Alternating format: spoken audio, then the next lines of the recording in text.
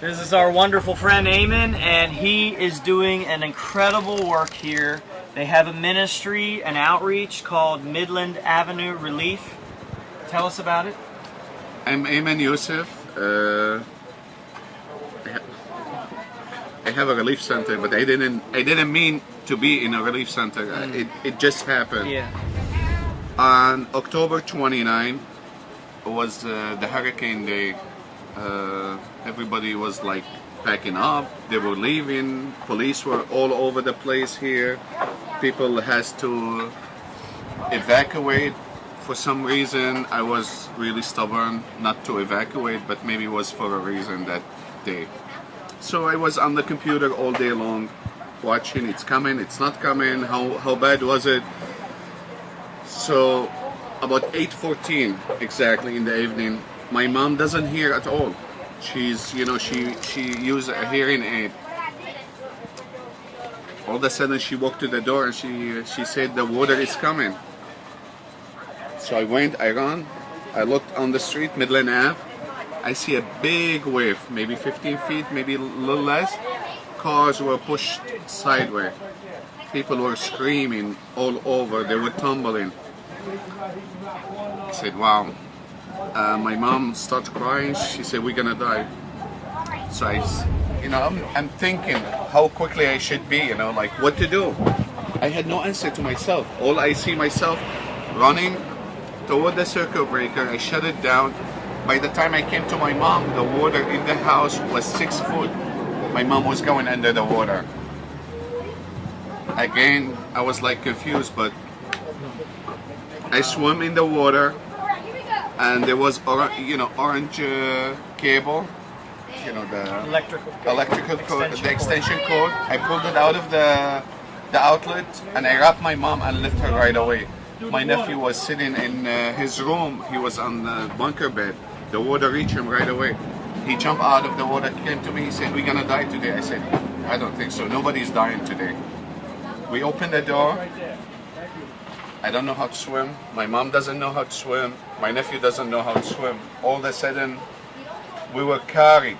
I'm gonna use the word carried because I don't remember we touched the fence. It's 6 foot fence over there. We were carried to my neighbor's second floor. We went to the second floor, and I still have the extension cord in my hand. All of a sudden I hear, help, help. I open the window from the balcony. I look in the street, I see a lady. Her name is Miriam. I know her now.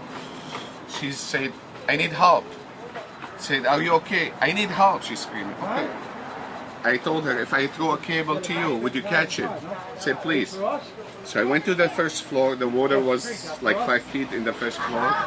The same time, the water took her to the tree, small tree in front of the house, and then electrical cable came down. At the same time, all that, I said, my God, now I'm gonna die.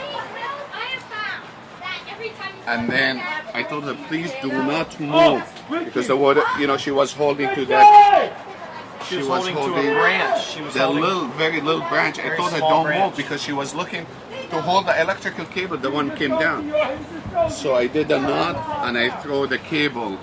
When I threw the cable, I caught her, I think, from her neck because she came so fast when I grabbed her in. And we took her to the second floor. We are 16 people. We were pulling people in. We want to make them.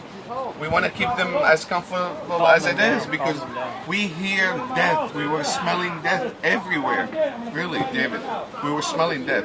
Even, like people were burning in the street because of those electrical cords. So that night went by. We survived it. At the same time, I couldn't get back to my dog.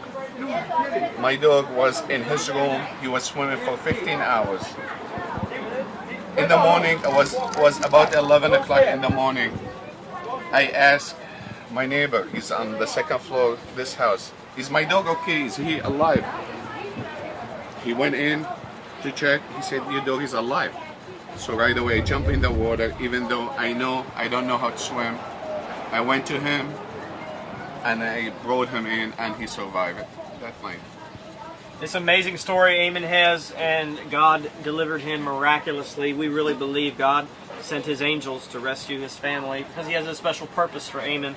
And they are partners with us, Midland Avenue Relief and Urban Outreach, working together, and he's working with so many organizations. And what we're doing is we want to see Christ at the center. We want to see Jesus lifted up and lives changed. We don't want to do it just simply for humanity's sake. We want to do it for Christ's sake. So an amazing, miraculous story. And now tell us how many people have been provided food every day at different times through this relief center. You can see the food. And there's another room just like this behind us with supplies. It's been an amazing story, right? Exactly. We've been going day after day. We provide food for almost 3,000 people between food, clothing, baby supply, canned food. About 3,000 people every day. Continuous. How did this start?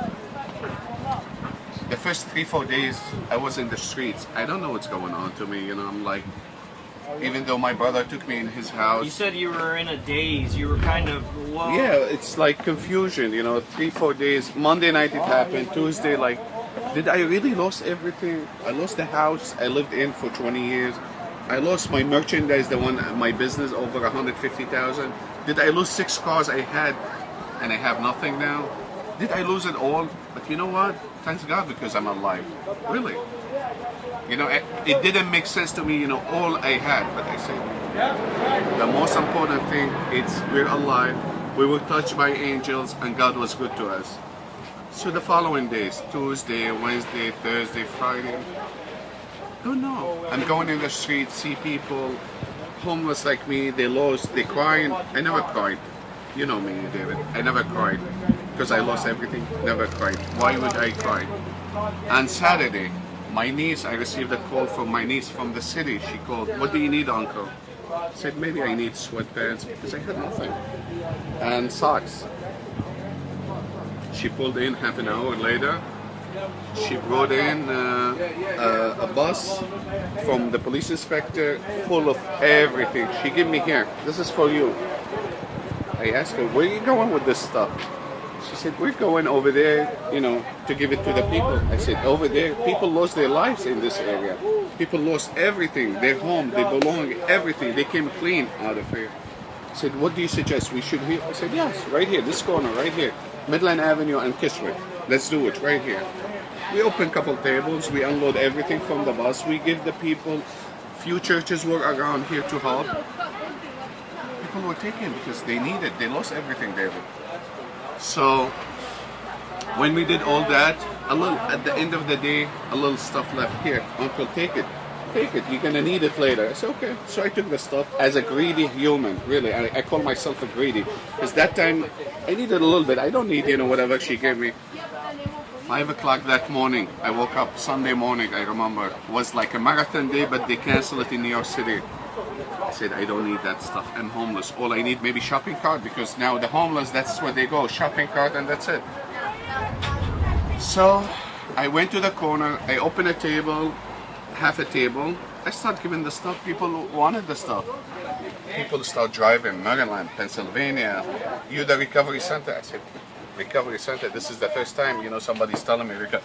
"No, I'm a half table man, right here, half a table." Half table man. Yeah, that's From a half table man to 3,000 meals, sometimes 4,000 meals a day. So that's, I love that. God is amazing. Yeah. We have a good God, really. So that day, from a half table, we opened 23 tables. I don't remember how many truckloads that day I was unloading. And day after day, we did not stop. This is 5 months later. Today is April 4. This is 5 months and another week, and I still didn't take one day off. And why I didn't take one day off? Because the people still need. People think we are back to normal. We're really not back to normal. We have flat land. We don't have homes. The homes are gone. But people, because there's no media to help us, we're living in the hotels. We have no place to go. So tell us quickly what your plans are for the future and this building next door. Do you want to tell us about that? Okay, next door, I'm moving this relief center to make it bigger. So David, on Sunday, he could bring people to God, closer to God. This is really, you know, that's what you told me. It's amazing what you're gonna do. That was purpose too. So the relief center is gonna be there until I start building my home. My home is flatland, and FEMA, I didn't have insurance, and most of us here in this area didn't have insurance. And 31,009 plus some from the state, almost 40,000 we have, but 40,000 doesn't build a home. 300,000, that's what needs to be. Right. This is why we need your help. This is why we want teams to come, because what the government can do is fine, but Jesus rebuilds homes, he rebuilds cities, he rebuilds nations. And it's not enough. What the government, what FEMA has supplied, it's just not even a fraction of what is needed. An architect will charge $10,000 just to draw up plans for a house. So we're bringing in volunteer teams, we're bringing in skilled construction, we're bringing in youth teams that can just help, lend a helping hand. And we need your help. We need Lowe's or Home Depot gift cards. And we're going to see God do something amazing here to rebuild a home with volunteer labor for Aiman and hundreds of others on Staten Island. God never stopped helping us. I'm not lying.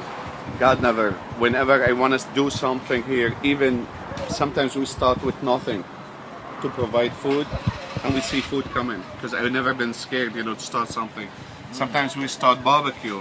Maybe we have one package of hot dog, and we see stuff coming. You're a faith man. You're a faith I believe man. in God very deeply. He does things by faith. He just takes one step, and then God meets him, and he takes another step. And that's how we're supposed to live. So visit our website, and you can come help Aiman. We are still, his house is targeted. We're trying to get an architect to do some donated work, and we are going to help him rebuild his home, because he is helping just thousands of people to rebuild their lives. And we believe when you give to the poor, you lend to the Lord. So shakingofanation.org, www.shakingofanation.org. It'll be on the screen during this video. And also you can give monetarily on that site, and you can give through Home Depot gift cards is a great way to give. But we want you to come to New York City, and we want you to experience what God's doing through great men, great friends like this. And it's an amazing thing. It'll change your life.